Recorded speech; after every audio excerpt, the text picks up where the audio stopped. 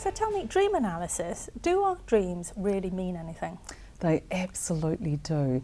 Our dreams are full of meaning and ways of being innovative, creative, providing solutions for us for everyday life.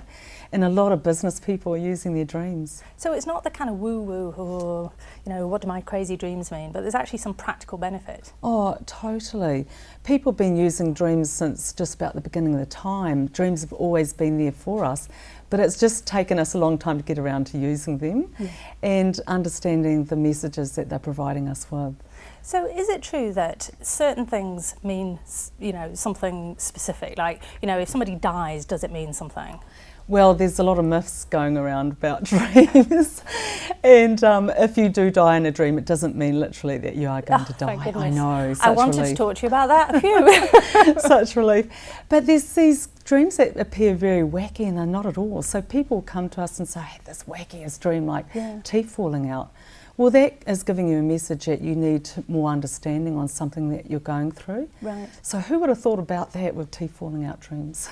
So is there a kind of dictionary of what things mean, or is it more specific than that? Well, there are sort of some standard meanings, but your dreams are really personal to you. So you're having in your dreams personal symbolism.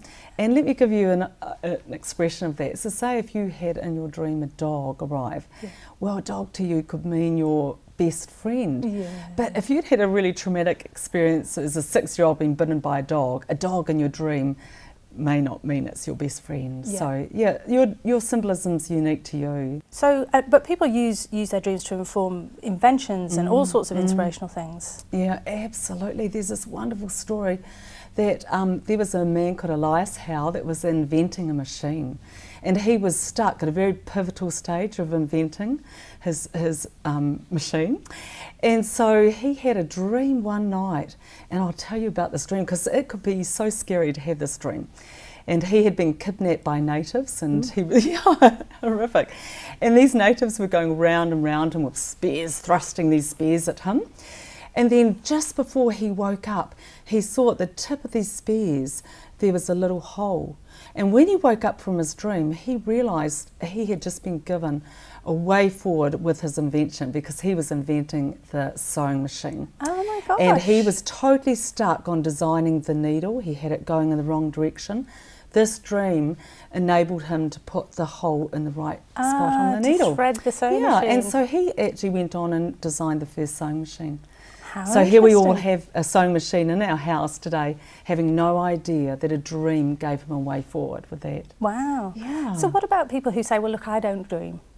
Well, you do actually. You can actually dream up to 6 times per night, but it's about remembering them. And that's the important thing, that we need to all start remembering our dreams so we can just get those solutions for our lives. Yeah, because sometimes you wake up and you go, oh, I had a dream, and it almost floats away, doesn't it? Yeah, it goes within seconds normally.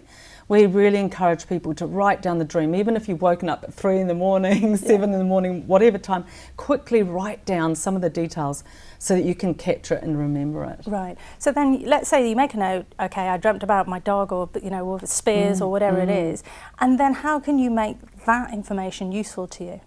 Well, it's about learning the art of dream interpretation, and that's what we have learned, so it makes it easier in that way.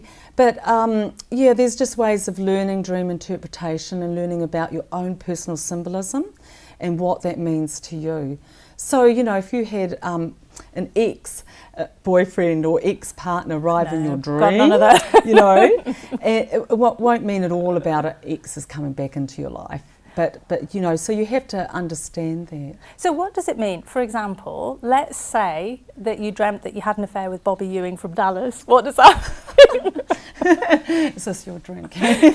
Actually, what does it mean though? Okay, be at peace, because you're not going to go off and have an affair. It's not meaning that. But I'm not going to Dallas. Yeah, no.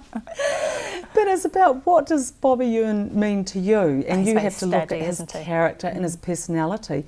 And then that will be giving you a direct message. Maybe there's something about his life that is being highlighted to you that could be a strength in your life that you need to embrace more, and yeah, you just go from there. Interesting. So it really is, I think the key distinction you're making is it's not the thing that you dream about, it's about what that thing means to you. Yes, yeah, totally. And dreams are so innovative and creative, and I actually think of them as being your own personal coach or personal trainer that are helping you through your journey in life. You might be looking to grow your business, and your dream can be totally giving you a solution on a way here to do that. And so do you have a practice of trying to dream? Do you do anything to make yourself become more inspirational while you sleep? Yes, absolutely. Like, I will go to bed at night, and this seems really simple, but I'll go to bed at night and I want to have a dream. And it can be that simple. Yeah. Amazing, isn't it? And then I can wake in the morning with the solution that I've needed through a dream. Fantastic. Yeah. Well, that's a great tip. So go to sleep asking yourself the question that you want to solve while you're snoozing. Totally. And don't forget to write it down. Right. And what other practical tips have you got? Well, we always encourage everyone just to place a value on dreaming. Yeah. We've thought too long about all these myths, and so we sort of bust all these myths. And so place a value on your dreams. That dreams do not come from eating too much chocolate or cheese at night, as so many of us I eat a lot of chocolate, yeah. So first off, place a value on your dreams, then write them down, and then just start actually trying to understand what that personal message is to you. So what are the common myths about the kinds of dreams people have and what they think they might mean? Sure. There's a really common myth about that. When you're falling in a dream, if you allow yourself not to wake up and you hit the ground, you're going to die. Yeah. Where does that come from? We all know that one. Well, if you don't allow yourself to wake up, just keep falling. When you hit the ground, you often will then maybe find yourself swimming deep in the ocean. You could end up flying, and it does mean that you are quite an overcomer. And so wherever you're at, you can be overcoming in that situation. Oh, cool. I fly a lot, actually. Wow, Is that good? Hence the birds all around it. That's such fun dreams to have, Cath. I'm jealous. Sometimes I wake up and go, oh. Yeah. Well, it can mean things like, say, in your business, that you're destined to go to a higher level, so don't settle for where you're at. Fantastic. So the bottom line is really that your dreams are trying to help you. Absolutely. Brilliant. And thanks for helping us, Delwyn. Thanks so much, Cath.